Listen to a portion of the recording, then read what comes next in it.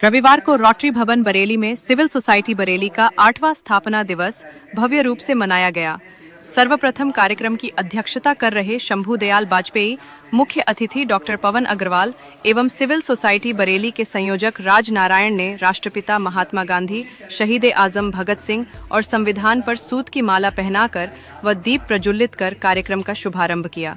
Society के संयोजक राज जी ने बताया कि सिविल सोसाइटी की शुरुआत 2017 में नगर निगम चुनाव में कुछ सुधार एवं जनता की आवाज को मुखर रखने के उद्देश्य की गई थी। उन्होंने कहा, लोकतंत्र में सत्ता पक्ष और विपक्ष के बीच जनता का पक्ष भी मजबूती से रखा जा सके, जनता के टैक्स से होने वाले विकास में जनता की राय भी शामिल हो सके, यह ही समिति का मुख्य उद्देश्य है। उन्होंने पिछले 7 वर्षों में समिति के हस्तक्षेप से जनता के हित में होने वाले कार्यों के बारे में बताते हुए कहा कि गांधीवादी तरीके से समिति के आंदोलन से गांधी उद्यान में लगने वाले टिकट के निर्णय को बदला गया। डेलापीर तालाब पर बनने वाली बाउंड्री की जगह ग्रिल लगवाई गई। हार्टमैन एवं कुदेशिया पुल सड़क की मरम्मत और लाइट व्यवस्था सुचारू कराई गई। 2.5 साल से बंद पड़े बायो टॉयलेट को खुलवाने के लिए भी मुखर होकर आवाज उठाई गई। इससे पूर्व उन्होंने विकल्प संस्था द्वारा तालाबों के पुनर्जीवीकरण, जल संरक्षण तथा सर्वोदय पात्र अभियानों के बारे में भी विस्तार से बताया। बहुत बहुत हृदय से उनको मैं सम्मान प्रकट करता हूँ। आदरणीय भाई राजेश अग्रवाल जी हैं, सभी सम्मानित मंच पर विराजमान लोग और सम्मानित साथियों, मुझे जो कहा गया है, जो उन्होंने बताया कि जो मेरा छत्ता रहा, तो वो उसके लिए जो चिंतक, सामाजिक चिंतक और लेखक, मैं समझता हूँ इनकी वजह से, वाजपेयी जी की वजह से पूरा उत्तर प्रदेश के अलावा जो मुझे पहचान मिली, आज भी बदौलत मिली। लेख छपते रहे, इसलिए मुझे पढ़ना पड़ता था, किताबें खरीदता रहा, पढ़ता रहा, लिखता रहा, और इन्होंने, मैंने भी जो कुछ भी लिख दिया, जो कुछ भी भेज दिया, वो प्रकाशित हो गया। तो वो ऐसा सम्मान आपकी वजह से ही मुझे प्राप्त हो पाया। मैं, क्योंकि ये कार्यक्रम सिविल सोसाइटी के स्थापना दिवस के अवसर पर है, और मैं बहुत बहुत बधाइयां देना चाहता हूँ राज नारायण जी को, सिविल सोसाइटी विकल्प संस्था के ये संस्थापक हैं, और संस्थापक सदस्यों को भी, और जो इस सोसाइटी में लोग मिलकर काम कर रहे हैं, उन सभी को बहुत बहुत बधाई देते हुए, बहुत बहुत जिस तरीके से उन्होंने काफी भूमिका बताई सिविल सोसाइटी के और विकल्प संस्था के बारे में, मैं जब से बैठा हूँ तब से उन्होंने काफी चीजें बताई। उससे ये एहसास होता है, बल्कि वो जिस तरीके की जो बता रहे थे, उससे लगता है कि वो पत्रकार की भी भूमिका में थे। जो काम ये समाचार पत्रों का होता था, जो कि जनमानस की बात जो पत्रकार रखा करते थे और अखबारों में प्रकाशित होता था, वो विपक्ष की भूमिका वास्तव में वही हुआ करती थी। क्योंकि विपक्ष कभी भी कमजोर हो सकता है, विपक्ष सदैव मजबूत होना चाहिए, ये लोकतंत्र की अवधारणा है।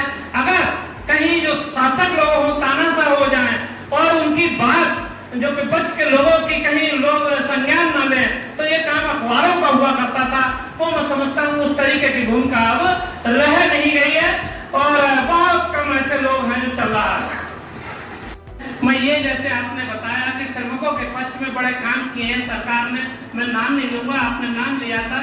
मैं ये बताना चाहता हूँ 1942 में देश आजाद नहीं हुआ था, जब बाबा साहब डॉक्टर भीमराव अम्बेडकर जो उस समय लेबर मिनिस्टर बने थे, तो 12 से 14 घंटे का काम जो लेबर है, जो 2009 में शुरू हुई थी, पूरे भारत में 1 लाख गरीब, और उसमें हमारी मुलाकात सोशल मीडिया के माध्यम से संतोष खरे जी से होती है। तो संतोष खरे जी के बारे में, आप बेसिक शिक्षा में पीलीभीत के लोड़ी खेरा में अध्यापक हैं, और इनके बारे में इतना कुछ कहा जाएगा वो कमतर होगा।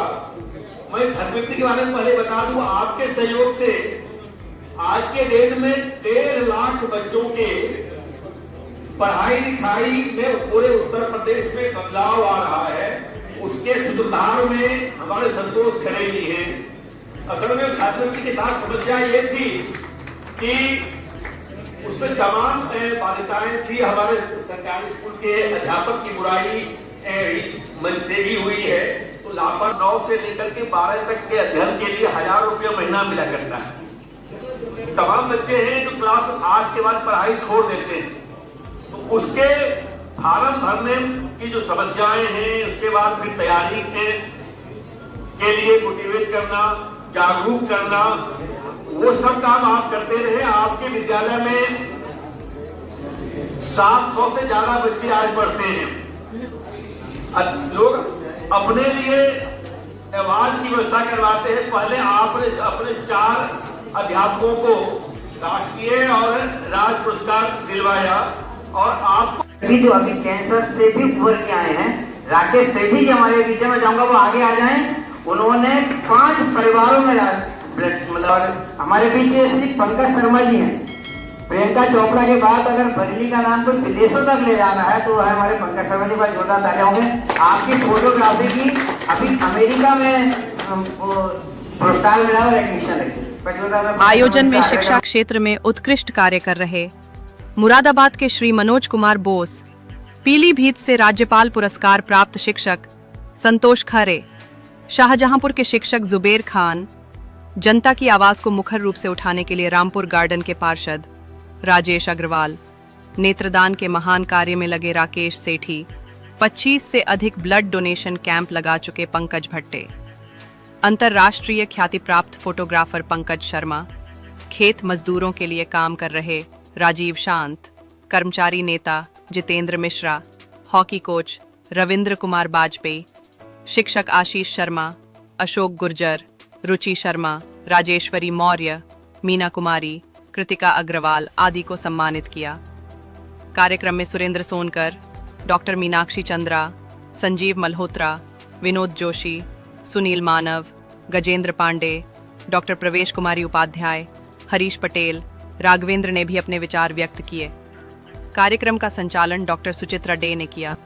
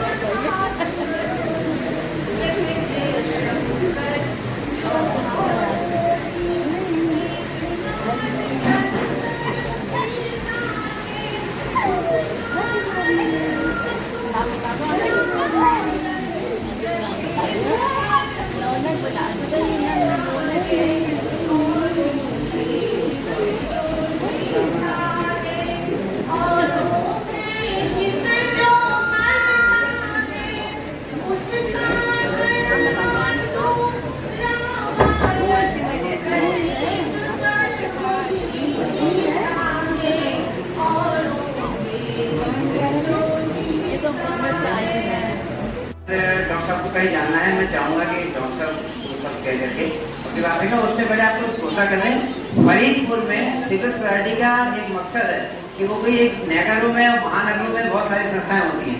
मेरी कोशिश है कि सिविल सोसाइटी को हर गांव, हर नगर तक, हर मोहल्ले तक पहुंचा दूं। तो अभी फरीदपुर में सिविल सोसाइटी का गठन हुआ है और मैं चाहूंगा कि राजेश जी अपने उद्बोधन से पहले वो नेतृत्व करने वाले हैं, तो वो हमारी नई टीम को आशीर्वाद दें। उससे पहले मैं डॉक्टर साहब से आग्रह करूंगा कि वो अपने आशीर्वाद दें।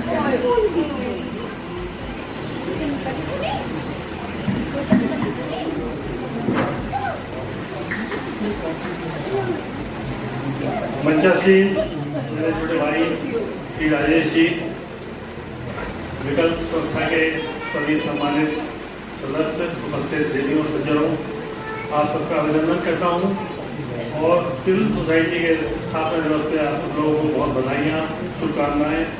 मुझे सम्मानित करने के लिए बहुत बहुत आभार।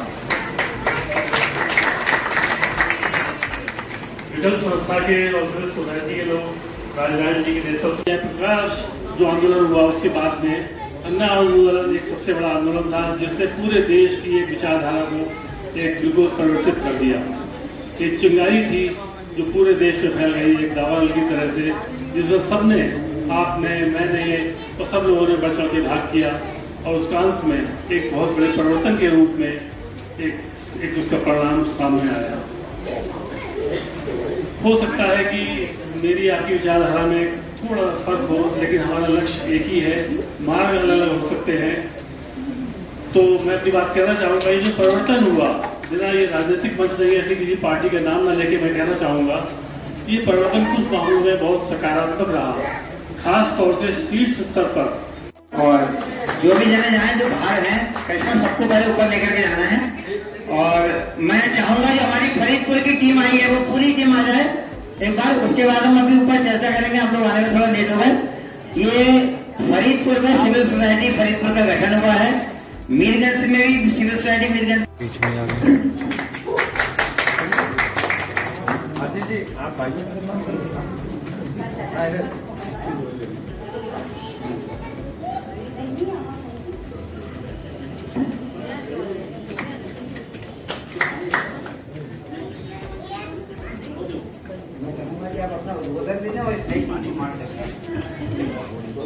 जैसा कि हमारे भाई विकल्प संस्था बनाई है और सिविल सोसाइटी के नाम से मैं इनके संग पिछले 8 सालों से, वैसे तो बहुत पहले से जुड़ा हूँ। इनके हमारे पवन जी और हमें आगे बटलवा के पीछे चले गए रोहित राकेश जी, आगे ही आ जाए तो बड़ा बुरा लगता है अपने लोगों के बीच में मंच पे बैठना, क्योंकि सब हमारे बहुत साथी हैं और हम सब संघर्षों के साथी हैं। विभिन्न मोर्चों पे हो सकता है विचारधारा अलग हो, काम से हम सब यहाँ पे उन्होंने वास्तव में कुछ न कुछ किया है। तो ऐसे सा प्रणाम, नमस्कार। और निश्चित बात है कि बरेली के लिए और इस समाज के लिए हमें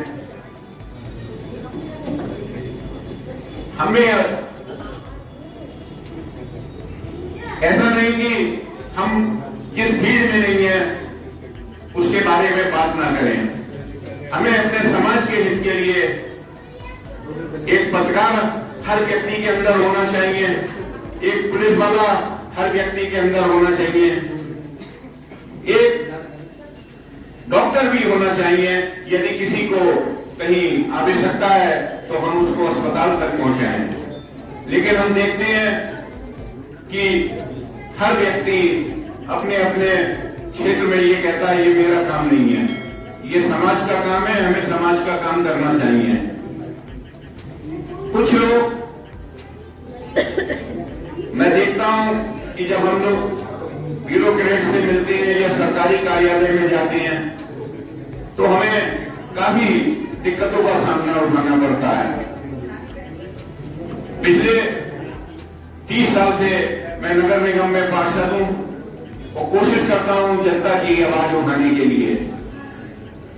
अभी पीछे आप लोगों में बहुत लोग जानते होंगे हाउस टैक्स के लिए कितनी समस्याएं आप लोगों ने झेली होंगी, और वो नगर निगम जनता के लिए जो सिर्फ टैक्स लेना जानता है और चक्कर कटवाता है, बहुत दिक्कतें आती हैं।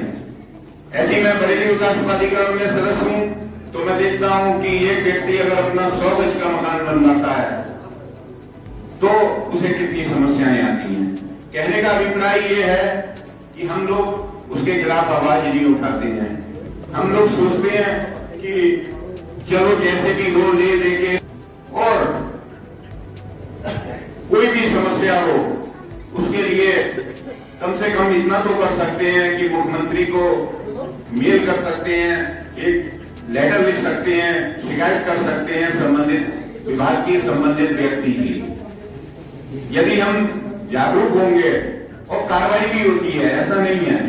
कहीं ना कहीं जब आप ऊपर शिकायत करते हैं तो भले ही फैशन हो गया है उस शिकायत को फर्जी निपटाने का, लेकिन फिर भी आप से पूछा अवश्य जाएगा, और नहीं भी पूछा जाए तो रिमाइंडर अवश्य दीजिए।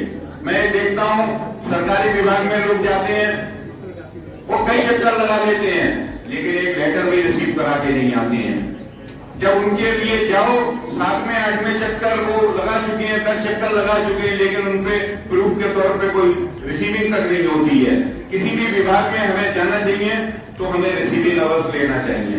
ये हमारे मूलभूत काम है, और वैसे तो आप हमसे ज्यादा जागरूक हैं, मुझे आपको समझाने की आवश्यकता नहीं है, क्योंकि सबने अपने अपने क्षेत्र में अच्छा काम किया है।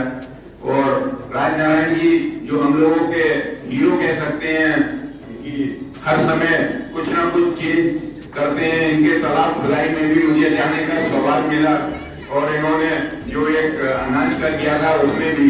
तो इसी प्रकार से समय बहुत हो गया है, काफी लोग काफी समय से यहाँ बैठे हैं। मैं पुनः आभार प्रकट करता हूँ कि मुझे बुलाया और मैं आप लोगों का भी आभार प्रकट करता हूँ जो यहाँ बैठे होने चाहिए थे और मुझे यहाँ होना चाहिए था।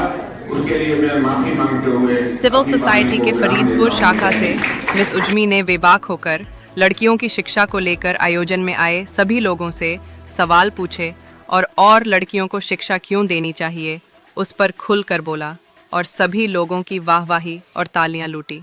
इंजीनियर बाबूराम वर्मा ने सबका आभार व्यक्त किया तथा राष्ट्रगान से कार्यक्रम के समापन के उपरांत लोगों ने स्वादिष्ट भोजन का भी आनंद लिया। इंग्लिश मीडियम में पढ़ाएंगे, अब्रॉड में इन्हें पढ़ाने के लिए, बट जो बेटियां हैं उन्हें और हिंदी मीडियम सिर्फ किस लिए पढ़ाती हैं ताकि कल को जब उनकी शादी हो, लड़के वाले आए, जब लड़के वाले पूछे क्वालिफिकेशन क्या तो वो बता सके कि ग्रेजुएशन है या बीए है, एमए है या फिर डॉक्टर है। वो सिर्फ इसलिए पढ़ाती है ताकि अच्छे घरों से उनके रिश्ते हो जाएं, बट इसलिए नहीं पढ़ाते ताकि कभी खुदा ना करे कि ऐसा टाइम आए कि हमें मजबूरी में कुछ करना पड़े। पर शौक भी बहुत बड़ी चीज है ना। अगर हम टीचिंग कर रहे हैं या कुछ और कर रहे हैं तो हमें मजबूरी है। अरे हमारे पेरेंट्स हैं हमारी ख्वाहिशों को पूरा करने के लिए, फिर भी कुछ अपना भी तो होता है ना कि हम सेल्फ डिपेंड हो। अब हमारी ख्वाहिशें हैं 2000 कुछ लेने की, अब पापा वाली 1000 दिया तो 1000 कहाँ से आएंगे? पापा के पॉकेट में इतने नहीं है कि वो हमें 2000 रुपए दे तो हम ख्वाहिशों को मारेंगे? नहीं भाई, हमसे ऐसा नहीं होगा। क्या यहाँ नीतियां में रह रहे हैं। अब जैसे कि गवर्नमेंट बहुत से अभियान चला रही है, बस सारी जिम्मेदारी गवर्नमेंट की तो नहीं है ना, हमें भी आगे आना होगा ना। अब हम ज्यादा गवर्नमेंट को ही ब्लेम करते हैं कि ऐसा नहीं कर रहे हैं, वैसा नहीं कर रहे हैं, लेकिन हमें भी आना होगा। और सबसे ज्यादा इस पे फोकस देने की जरूरत है, वो है गर्ल्स एजुकेशन। बिकॉज गर्ल्स होगी पढ़ी हुई तो कल को आज हम अपनी फैमिली के लिए करें, कल को जब दूसरे घर जाएंगे तो सब कुछ हमें को संभालना है, क्योंकि चाहे इंजीनियर बन जाए, डॉक्टर बन जाए, कुछ बन जाए, लेकिन दूसरे घर जाएंगे वहाँ बीवी होंगी ना। जब बेबीज होंगी तो माँ होंगी, जब माँ एजुकेटेड होगी तो जाहिर सी बात है आपको सोचो खत्म होगा क्या होगा। जाहिर सी बात है लोग कहते हैं आगे क्या करना है, चूल्हा चौका करना है। भाई क्यों करना है चूल्हा चौका? वो तो एक औरत है तो उसका तो काम ही है कि भाई उसका काम है ना। औरत चूल्हा चौका लेकर के आप लोग खाएंगे कहाँ से बताएं? कहाँ से खाएंगे? रोटी बनाना आती है? आती है तो भारत का नक्शा बनेगा। खाना बनाना आता है? आता है। कभी नमक नहीं, कभी मिर्च तेज, ऐसा अगर वो तो हमारा काम है, वो खुशी से करते हैं। आपकी केयर अगर हमारी माँ है वो खुशी से हमारी केयर करती है, लेकिन अगर आप उनसे ये कहें कि आप घर तक सीमित है, ये बात अच्छी है क्या? नहीं है ना। आजकल खाने बनाने के लिए जैसे कि गैस चूल्हे का यूज बहुत कम हो गया, इंडक्शन चलती है। जब पढ़े लिखे नहीं है तो सब पता क्या चलेगा कि कौन से पूजा बनने, अगर कुछ फ्राई करना है, कुछ बॉयल करना है, किस मोड पे इंडक्शन रखना है। अगर खाना भी बना रहे हैं उसके लिए तो एजुकेशन की जरूरत है। अवन चलने लगे, इतनी चीजें चलने लगी हैं, उसके लिए तो एजुकेशन की जरूरत है। सो प्लीज अपनी बेटियों को ना रोकें, उन्हें बिलीव देंगे कि हम आप पर बिलीव करते हैं, घर से बाहर निकले तो गलत काम ना करें। उन्हें दिन रात बिलीव कराएं ताकि जब वो आपके साथ वो गलत कर रही है, बेटियां तो आपके साथ वो गलत करने पहले 10 बार सोचे कि अगर हमने ऐसा किया तो हमें पापा का वो बहुत बिलीव करने, पापा का क्या होगा, अगर मैंने ऐसे किया तो मम्मी का क्या होगा। अगर आप हमें बिल्कुल ये बिलीव दिलाएंगे, घर से बाहर निकल आराम से कहीं भी अकेले जाओ, आप पे बिलीव करते हैं कि आप हमारा नाम कभी भी खराब नहीं होगी, तो हम आप लोगों का नाम खराब करने से पहले 10 बार सोचेंगे। ये पापा ने बहुत ही इज्जत के साथ घर से बाहर भेजा था, लोगों ने पापा को टॉन्ट किया, लेकिन पापा ने किसी की नहीं सुनी, क्योंकि पापा को पता है बेटी मेरी बहुत समझदार है। अगर मैं गलत काम करती हूँ, किसी के साथ घर से निकल जा रही हूँ, यू नो टाइम कैसा चला सबको पता है, इसमें कुछ छुपने वाली बात नहीं है। सबको पता है टाइम कैसा लगा, कैसे जाना है कॉलेज का, कि कॉलेज के अलावा क्लास बंद करके कहीं और घूम रहे हैं। होता है ना ऐसा। अभी रोडों पे निकलो, दिन में तो कोई स्कूल से घूमा के क्या पता चला, अगर बहन भाई घूम रहे हैं तो कल से पता चल जाएंगे, उनकी बॉडी लैंग्वेज बता देगी वो बहन भाई है। लेकिन अगर कोई फ्रेंड ऐसे घूम रहा है, इससे पता चल जाएगा कि अपने घर से झूठ बोल कर आएंगे, कैसे कहकर आएंगे। इसलिए बेटियों पर बिलीव करें, उन्हीं दिमाग पे भरोसा दिलाएं कि आप पे बिलीव करते हैं, उन्होंने बिलीव ना करें। इसलिए लड़कियों को प्लीज एजुकेट करें, बेटों को भी करें। ऐसा नहीं है बेटों के खिलाफ नहीं हूँ भाई, क्योंकि मेरे पापा भी बेटे हैं, मेरे भाई भी बेटे हैं, भाई तो